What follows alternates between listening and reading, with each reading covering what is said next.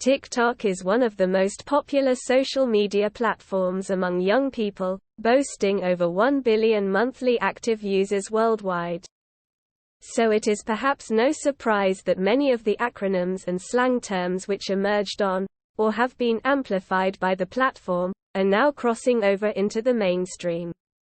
Whether adapting existing vocabulary to bypass algorithms, known as algospeak, or creating completely new words, TikTok has sparked a transformation of the English language.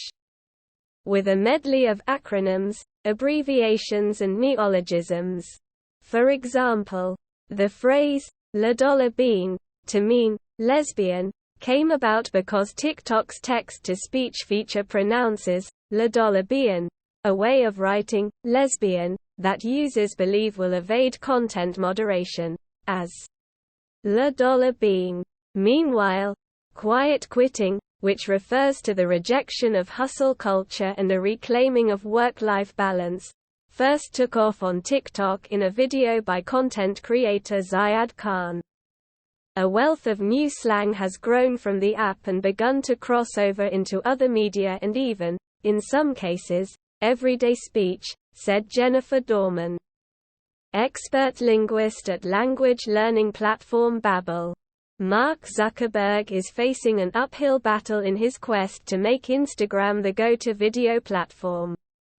As new internal documents show that TikTok users are spending more than 10 times as many hours on that platform as Instagram users spend on Reels. Instagram users are spending 17.6 million hours a day watching Reels, which is less than 1/10 of the 197.8 million hours that TikTok users spend scrolling each day on that network.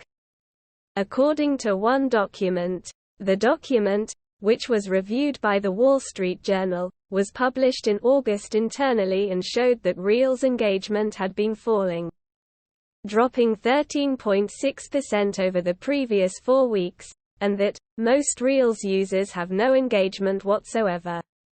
Meta characterized the viewing hours data as outdated and not global in scope, but declined to give the journal different numbers. To mark 6 years to the month since the first iteration of TikTok went live, Babbel created a list of the most commonly used acronyms and slang terms which have emerged on, or been amplified by TikTok. It then used Google Trends to analyze when these terms appeared and peaked in mainstream online Google searches, and, where possible, trace them back to their creators.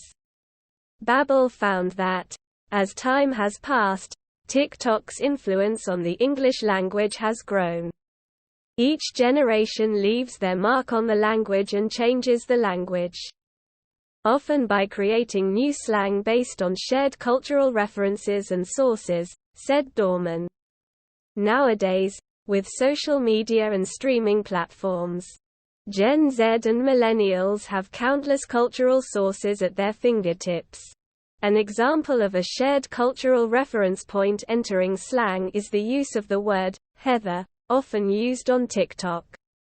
It can be taken as a reference to the 80s film, Heathers, where it would refer to a mean girl. However, it's now often used on TikTok as a reference to the Conan Gray song to refer to a person who is considered attractive, or who others wish they could be more like. Another example is Barbiecore, a reference to the retro trend centered around the distinct, Barbie pink, 80s twinged, angular yet hyper-feminine clothing. The rise of Barbiecore aligns with the growing buzz around the 2023 Barbie movie, directed by Greta Gerwig, starring Margot Robbie as Barbie and Ryan Gosling as Ken. Meanwhile, Royalcore was inspired by Netflix series Bridgerton, and refers to when users don form-fitting corsets, ballet pink tulle skirts and regal gloves.